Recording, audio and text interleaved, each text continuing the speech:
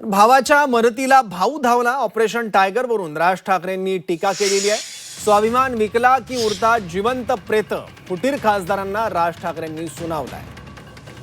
आणि स्वाभिमान विकल्याची टीका राज ठाकरेंनी केलेली आहे फुटीर खासदारांवर.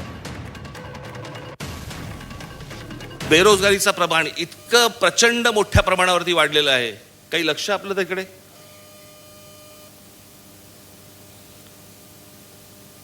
आज अजून पाऊस पडलेला नाहीये.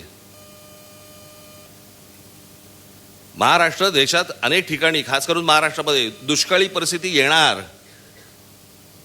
आणि आमच्याकडे काय चाललंय? खासदार फोडणं, आमदार फोडणं, नगरसेवक फोडणं. आमची सत्ता कशी टिकेल, वाटेल तेवढे पैसे आम्ही द्यायला तयार आहोत. माणसं विकली जात आहेत. मला असं वाटतं राजकीय पक्षाच्या कार्यकर्त्यांनी या गोष्टींचा विचार करायला नाही पाहिजे. जनतेने करायला पाहिजे, लोकांनी करायला पाहिजे.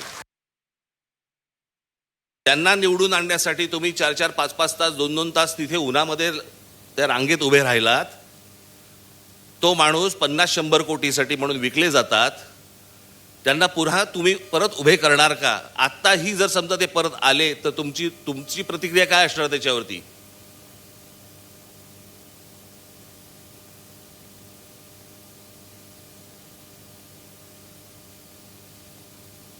एक जुनं वाक्य आहे ते, स्वाभिमान मेला ना की उरतात फक्त जिवंत प्रेत.